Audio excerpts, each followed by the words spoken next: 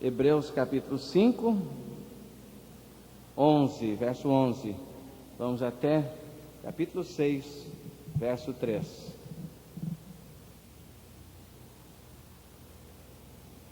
Só para relembrar, a carta aos Hebreus é o Levítico do Novo Testamento. Lá no Velho Testamento, Levítico era o manual dos sacerdotes que orientava sobre como o povo devia prestar culto a Deus, como devia oferecer sacrifícios a Deus. E no Novo Testamento, a carta aos Hebreus é esse manual que fala qual é o sacrifício que verdadeiramente Deus aceita: o sacrifício de seu Filho, Jesus Cristo, o Cordeiro de Deus, que tira o pecado do mundo. É o único sacrifício que Deus realmente aceita, e é confiados na eficácia do sacrifício de Jesus por nós, realizado ali na cruz, que nós temos a salvação. Nessa noite, eu queria pensar com os irmãos sobre a maturidade cristã. E a maturidade cristã é um dos temas predominantes na carta aos Hebreus. E de modo particular, esse texto é um texto que nos convoca à maturidade, que nos desafia a buscarmos a maturidade. De fato, a vida cristã não se limita a uma primeira experiência com Cristo. Essa nossa primeira experiência com Cristo é básica, é fundamental, é insubstituível, é indispensável. A experiência de conversão, quando você se converte a Cristo, essa é a experiência fundamental e básica da vida cristã. É a experiência pela qual Deus o faz uma nova criatura. Por isso que o apóstolo Paulo escreve aos Coríntios, segundo aos Coríntios 5,17, assim que se alguém está em Cristo, nova criatura é. As coisas velhas já passaram, eis que tudo se fez novo. Então Deus nos faz novas criaturas, muda a natureza íntima do nosso ser, muda o nosso coração. Mas a obra de Deus não para aí.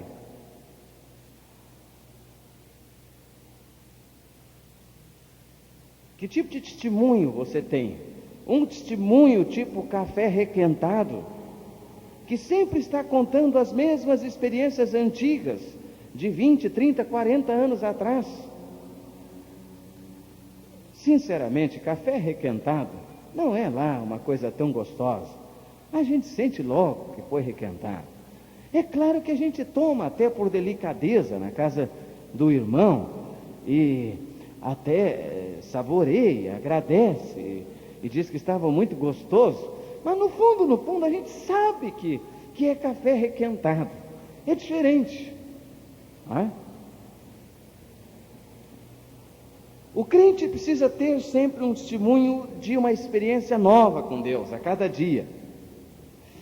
E nós só temos esse testemunho de uma experiência nova com Deus a cada dia, na medida em que nós estamos de fato crescendo, nós estamos amadurecendo. Parece que às vezes nós estagnamos na vida cristã, não crescemos. Eu queria pensar sobre algumas verdades relacionadas com a maturidade cristã, o crescimento na vida cristã, o nos tornarmos adultos na vida cristã. Diz assim o texto de Hebreus 5:11 e seguintes: sobre isto temos muito que dizer, mas de difícil interpretação, porquanto vos tornastes tardios em ouvir. Porque devendo já ser mestres em razão do tempo, ainda necessitais de que se vos torne a ensinar os princípios elementares dos oráculos de Deus, e vos haveis feito tais que precisais de leite e não de alimento sólido. Ora, qualquer que se alimenta de leite é inexperiente na palavra da justiça, pois é criança. Mas o alimento sólido é para os adultos, os quais têm, pela prática, as faculdades exercitadas para discernir tanto o bem como o mal. Pelo que, deixando os rudimentos da doutrina de Cristo, prossigamos até a perfeição, não lançando de novo o fundamento de arrependimento de obras mortas e de fé em Deus, e o ensino sobre batismos e imposição de mãos, e sobre ressurreição de mortos e juízo eterno. E isso faremos se Deus o permitir. Vamos orar. Senhor, agora abençoa a ministração da Tua palavra ao coração de cada pessoa que está aqui hoje, para que aqueles que ainda não são salvos possam ter a experiência da salvação, e aqueles que já são salvos possam ter a experiência do crescimento na maturidade cristã. No nome precioso do Senhor Jesus, nós oramos. Amém. Amém. Uma das expressões que mais me impressionam nesse texto está no capítulo 6, no versículo de número 1. Pelo que, deixando os rudimentos, quer dizer, as coisas rudimentares, elementares, aquela doutrina primeira. Esse deixar aqui não é abandonar, mas é declarar coisa resolvida. É declarar coisa resolvida. Deixando os rudimentos da doutrina de Cristo, prossigamos até a perfeição. Essa é a expressão que me impressiona. Prossigamos até a perfeição.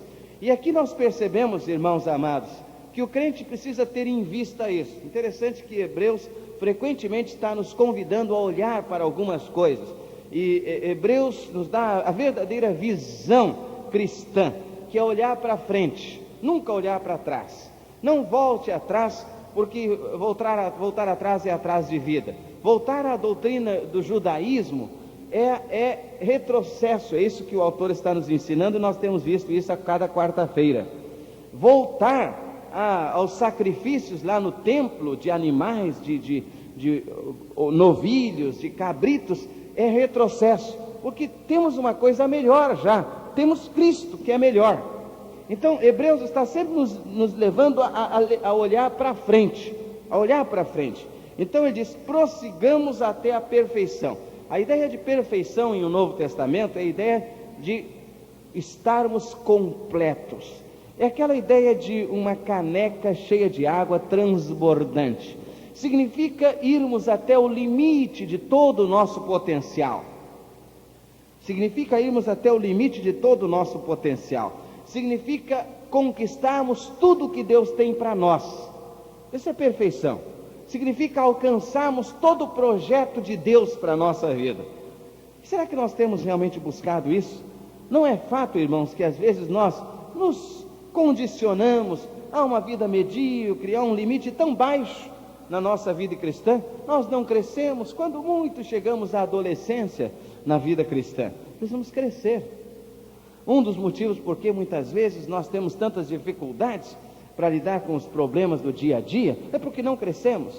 Não crescemos no conhecimento da palavra, não crescemos em como reagirmos diante das circunstâncias da vida. Qualquer ventinho nos balança, qualquer ventinho nos faz vacilar, qualquer ventinho nos faz tremer e nos intimidarmos. Então esse é o grande alvo da vida cristã: prossigamos até a perfeição. Eu creio que esse podia ser um lema que nós podíamos recitar hoje. Vamos colocar isso como projeto de vida? Vamos dizer todos juntos? Prossigamos até a perfeição. Outra vez, prossigamos até a perfeição. Ora, a vida cristã é prosseguir, a vida cristã é continuar, a vida cristã nunca é parar.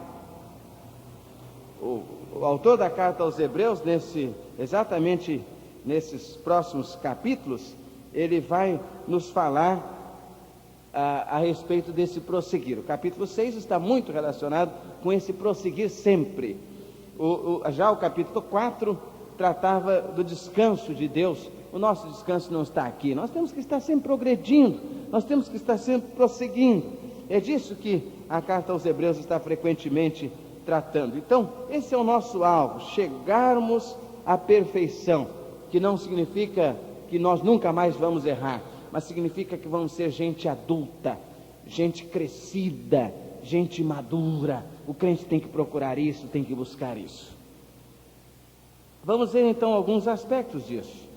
O propósito do discipulado, a que o Senhor Jesus nos admoestou e mandou que realizássemos, é levar as pessoas à maturidade. Nós discipulamos as pessoas para ajudá-las a se tornarem pessoas maduras. Como alguém já disse, ajudar os crentes a se tornarem pessoas autônomas, num certo sentido independentes. Na realidade, nós não podemos deixar de depender uns dos outros, não é? Em oração, em ministração, mas nós não podemos estar vinculados ao outro de modo que a nossa vida cristã dependa do outro. Nós temos de ser crentes autônomos, nós temos de ser crentes crescidos, que possamos prosseguir com os nossos próprios pés, não é? Com a nossa própria identidade diante de Deus. E esse é então o propósito do discipulado. Nós estamos estudando agora no mês de dezembro o livro dos Atos. Desde novembro começamos a fazer isso, e nós estamos trabalhando sobre um só coração. A igreja dos Atos, a igreja primitiva, era uma igreja que discipulava. Um dos maiores exemplos de discipulado do Novo Testamento é o exemplo de Barnabé. Barnabé percebeu que Saulo era um novo convertido, que Saulo estava tendo dificuldades para se integrar à igreja. Barnabé foi lá, ele era chamado, o nome dele significava filho da consolação. Isso significava uma pessoa que está do lado da outra, uma pessoa que apoia, que ajuda a outra. E Barnabé foi lá e se colocou do lado de Saulo e o ajudou a caminhar na vida cristã. Irmãos, nós precisamos muito disso. Nós precisamos de pessoas que estejam dispostas a discipular outras pessoas. Nós precisamos de pessoas que estejam dispostas a ministrar a outras pessoas. Aqui alguns irmãos que trabalham com o ministério de discipulado com jovens, há outro que trabalha com o ministério de discipulado em outras dimensões na vida da igreja, e eu já percebo que eles concordam ao balançar a sua cabeça, não é verdade? É verdade, nós precisamos de gente crescida, de gente madura, que chegue junto. Eu acho que o grande conceito de assistência pessoal no Novo Testamento não se limita a orar pelo irmão, isso é importante, mas não só isso. Não se limita a fazer uma visita ao irmão, isso é importante, mas não só isso. Eu diria que o grande conceito de discipulado, o grande conceito de assistência pessoal dentro do Novo Testamento, ele se concretiza naquilo a que eu poderia chamar de chegar junto. Nós precisamos mais do que visitar o irmão, nós precisamos mais do que orar pelo irmão, nós precisamos chegar junto do irmão. E quando nós começamos a fazer isso na vida da igreja, nós vamos estar nos ajudando uns aos outros, ministrando uns aos outros, para crescermos todos, para amadurecermos. Então essa dinâmica do discipulado precisa ser praticada pela igreja, de chegar junto do irmão, de ministrar ao irmão, de ministrar através dos nossos dons na vida do irmão, de compartilhar com o irmão, de realmente estar preocupado com ministrar a necessidade do irmão, da irmã, e a começar pelo novo convertido, para que ele possa estar crescendo, amadurecendo, crescendo na sua vida espiritual.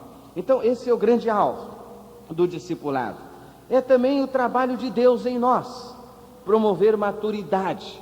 Deus está trabalhando na nossa vida. Aquele que em vós começou a boa obra, Ele mesmo a aperfeiçoará. Olha a ideia de aperfeiçoamento aqui, em Filipenses 1,6. Aquele que em vós começou a boa obra, Ele mesmo a aperfeiçoará até o dia de Cristo Jesus. Então Deus está trabalhando na nossa vida, e nós não podemos nos distrair disso. Deus está permanentemente trabalhando. Eu enfatizo muito isso, porque essa para mim é uma das questões fundamentais na vida cristã. O crente perceber que Deus está trabalhando para que ele cresça, para que ele amadureça, para que ele se torne gente grande, para que ele se torne gente adulta. E quando nós enfrentamos as circunstâncias, as situações da vida, muitas vezes os problemas da vida, são oportunidades que Deus dá para a gente crescer, para a gente se firmar mais, para a gente se fortalecer, para a gente amadurecer na fé. Mas eu gostaria de colocar então 3 princípios sobre a maturidade cristã. O primeiro deles, a maturidade cristã é um resultado de termos definido sob que princípios nós vamos viver como crentes. Eu vou repetir. A maturidade cristã é um resultado de termos definido sob que princípios nós vamos viver como crentes ou como cristãos. Vejam só que o autor da carta diz assim, no versículo de número 12: porque devendo já ser mestres em razão do tempo, ele fala de maturidade, vocês já deviam estar ensinando, já passou tempo, vocês não deviam mais estar aí com os probleminhas, mesmos probleminhas do início da fé, do início da vida cristã. Vocês já deviam ser mestres, vocês já deviam ser professores da palavra de Deus, não é? E vocês ainda estão com essas questõezinhas iniciais. Esta é a exortação que ele está fazendo. Então ele diz: porque devendo já ser mestres em razão do tempo, ainda necessitais de que se vos torne a ensinar os princípios elementares. Tem os primeiros princípios, aquelas coisinhas iniciais, os princípios elementares dos oráculos de Deus, ou seja, da mensagem de Deus. E vos haveis feito tais que precisais de leite, não de alimento sólido. Mais adiante, ele diz: pelo que deixando os rudimentos da doutrina de Cristo, prossigamos até a perfeição, não lançando de novo fundamento de arrependimento, de obras mortas, de fé em Deus e assim por diante. O que o autor está dizendo aqui? Esses princípios elementares, essas coisas básicas da vida cristã, nós já devemos ter definido, já devem ser coisas resolvidas na nossa vida. Sabe qual é o problema às vezes, irmãos? É que alguns desses princípios elementares nós não definimos ainda na nossa vida. Nós não definimos que vamos viver sob os princípios da palavra de Deus. E se você não definiu sob que princípios você vai viver, você vai estar sempre vacilante, você vai estar sempre titubeando, você vai estar sempre em dúvida, porque você não definiu quais vão ser os princípios da sua vida. Se você vai viver sobre os princípios do Evangelho, ou se vai continuar vivendo um pouquinho sobre os princípios do mundo. E infelizmente, às vezes, a gente diz que se converte, se batiza, participou da classe de doutrinas, né? A gente diz na profissão de fé que concorda com todos os princípios do Evangelho, mas a gente continua vivendo um pouquinho por outros princípios que não são do Evangelho. A gente continua vivendo um pouquinho na desonestidade, a gente continua vivendo um pouquinho na corrupção, a gente continua vivendo um pouquinho na imoralidade, a gente continua gostando um pouquinho do mundo, a gente continua gostando um pouquinho do pecado, você não assume a coisa. Então, para a gente amadurecer, a gente precisa ter definido sob que princípios básicos nós vamos viver. Vamos viver sobre os princípios da palavra de Deus. É a palavra de Deus que vai orientar a nossa vida. É em cima disso que nós vamos construir. É a palavra de Deus a nossa base. Amém, irmãos? Nós não podemos ficar nessa dúvida. Vamos viver pelos princípios do mundo, de Jesus, ou pelos princípios do mundo.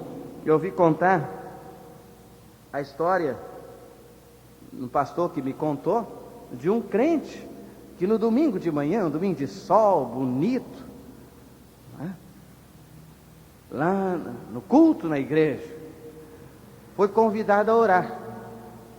Então o irmão começou a oração, aquele domingo quente, aquele calor, todos os irmãos suando na igreja de manhã, aquele sol, e aquele irmão começou a orar, e ele disse na sua oração: ó Senhor, nós te agradecemos pela salvação que o Senhor tem nos dado, pela bênção de sermos crentes em Jesus. Nós te agradecemos por estarmos aqui na tua casa, Senhor, nesse domingo de sol, Senhor, esse sol tão bonito, tão calor, Senhor. Nós te agradecemos porque nós não somos como aqueles ímpios que agora estão lá naquela praiazinha tão gostosa, Senhor. E Senhor, pegando aquele solzinho tão gostoso, Senhor, e bebendo aquela cervejinha tão gostosa, Senhor, mas nós estamos aqui, Senhor, com todo esse calor aqui na tua igreja, Senhor, te cultuando. A gente ri, mas às vezes parece que é assim que a gente se comporta. A gente está aqui, mas está com vontade de estar lá, não é verdade? A gente está aqui, mas a gente está achando que é um sacrifício estar aqui, gente, não é verdade? A gente está aqui, mas a gente está achando que está fazendo um favor para Deus estar aqui. A gente está aqui, mas a gente queria estar lá, e só Deus que sabe. O crente tem que ser crente gostando de ser crente. O crente tem que andar na palavra de Deus, no caminho de Deus, gostando de andar no caminho de Deus e na palavra de Deus. O crente tem que assumir a vida cristã sem nenhuma saudade da vida de pecado e da vida do mundo. O crente tem que assumir, definir sob que princípios ele vai viver. Você já definiu sobre que princípios vai viver? Sabe por quê? Se a gente não define sobre que princípios vai viver, se esses rudimentos elementares da doutrina de Cristo ainda não são coisas definidas na nossa vida, ser crente vai ser uma coisa pesada, vai ser uma coisa cansativa, e você não vai aguentar, não vai aguentar. Daqui a pouco pega o boné e joga para o alto, porque não aguenta. Só aguenta mesmo quem foi mudado aqui dentro e quem definiu diante do Senhor: eu vou viver pelos princípios da palavra do Senhor. Eu vou viver a vida cristã porque eu fui transformado por Jesus. Eu gosto de ser crente, eu gosto de cultuar a Deus, e eu gosto de domingo de manhã vir para a igreja porque é o dia do Senhor. Eu gosto de ir para lá cultuar o Senhor. Caso contrário, a vida cristã se torna um sacrifício que não agrada a Deus, porque Deus não quer sacrifício, Deus quer obediência, e obediência de coração. Não adianta a gente querer colocar vinho novo em odres velhos. O próprio Senhor Jesus advertiu disso, porque os odres velhos vão se rachar com o vinho novo. O vinho novo é o Evangelho, o Evangelho da graça de Deus. Não adianta, esse é o assunto da carta aos Hebreus. É impossível colocar o Evangelho da graça e da alegria de Deus naquela velha roupagem religiosa antiga, deteriorada dos judeus. Não tem jeito. O problema dos hebreus aqui, aos quais se dirige a carta, é que eles queriam viver com Cristo, mas queriam viver continuando na mesma capa religiosa antiga. E a carta aos Hebreus diz assim: não tem jeito, você tem que renunciar àquela coisa antiga, você tem que renunciar aos odres velhos, quer dizer, aos recipientes antigos, e agora é vinho novo em odres novos, é tudo novo. Se você tenta colocar vinho novo em odres velhos, os odres vão se rachar, porque não vão aguentar o vinho novo, e você vai perder o vinho. Então o que significa? A vida cristã é para ser vivida num contexto todo de acordo com a nova realidade do Evangelho, a realidade do significado espiritual do Evangelho na nossa vida. Segundo princípio, o primeiro é esse, que a maturidade cristã é o resultado de termos definido sob que princípios nós vamos viver como cristãos. O segundo princípio é que a maturidade cristã é o resultado de termos tornado os nossos ouvidos hábeis em ouvir, prontos para ouvir. Uma das coisas que o autor diz aqui, no verso 11, diz: sobre isso temos muito que dizer, mas de difícil interpretação, porquanto vos tornastes tardios em ouvir. Essa questão do ouvir é uma questão muito séria. A Bíblia nos adverte sobre essa questão do ouvir, porque às vezes a gente ouve, mas não escuta mesmo, ou escuta, mas não ouve, não é verdade? Um dos grandes problemas da igreja moderna no Ocidente, é que nós ouvimos sermão demais. Esse é o problema, Sabe disso? Olha, se a gente vai na África, prega para aquele povo que nunca ouviu o Evangelho, é uma maravilha. Eles ouvem com uma sede, eles ouvem com uma vontade. Se você fala lá para os indígenas, eles vêm sequiosos. Mas quando você fala para as multidões e multidões aqui no Ocidente, essa gente pensa assim: isso aí eu já ouvi 1 milhão de vezes. O pastor vai pregar hoje sobre o Salmo 23. Isso aí eu já sei de cor. E as pessoas ouvem, mas não ouvem. Se tornam tardios em ouvir. Era deste mal que estavam padecendo os hebreus. Sabe o que aconteceu? Eles tinham ouvido o Antigo Testamento desde a infância. E eles haviam se viciado numa interpretação deteriorada do Antigo Testamento. Eles haviam se viciado numa interpretação legalista do Antigo Testamento. Então agora eles estavam com dificuldade para ter uma nova compreensão da palavra de Deus. Esse era o problema deles. Eles haviam se tornado tardios em ouvir. Se você quiser conferir, por exemplo, capítulo 6, verso 12, diz: para que não vos torneis indolentes. Essa palavra aqui, indolentes, significa, na outra versão traz assim, lentos à compreensão. Gente que demora a entender as coisas. Gente que ouve, parece que nunca entende. Não é de impressionar que às vezes a gente ouça a palavra de Deus com tanta clareza, mas que a gente não assimila a palavra de Deus? Não é verdade, irmão? É verdade.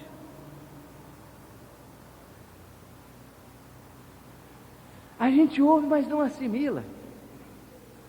Deus está falando, e a gente está fazendo que não ouve. Na realidade é como aquela multidão de Jerusalém que ouvia Estevão pregando. Eles taparam os ouvidos para não serem incomodados pela mensagem.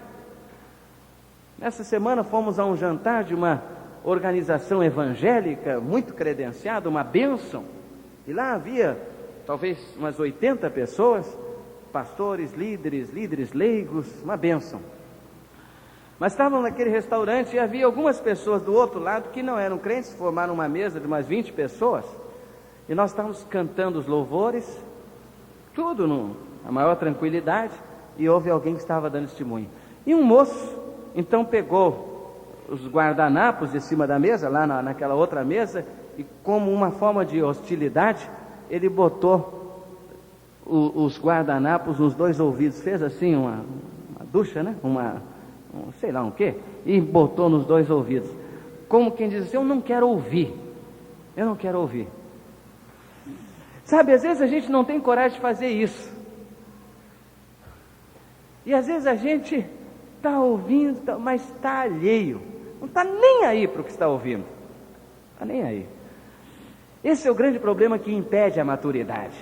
Pessoas que crescem, que amadurecem, são pessoas que se tornam hábeis para ouvir, ávidas de ouvir, pessoas que ouvem a palavra e crescem no ouvir a palavra. O apóstolo Paulo escreve aos Romanos dizendo que a fé vem pelo ouvir a palavra de Deus. Um dos grandes caminhos que Deus tem para o nosso coração é através do ouvido, ouvindo a palavra de Deus, mas ouvindo com atenção. Então, nós precisamos nos tornar hábeis em ouvir, em interpretar.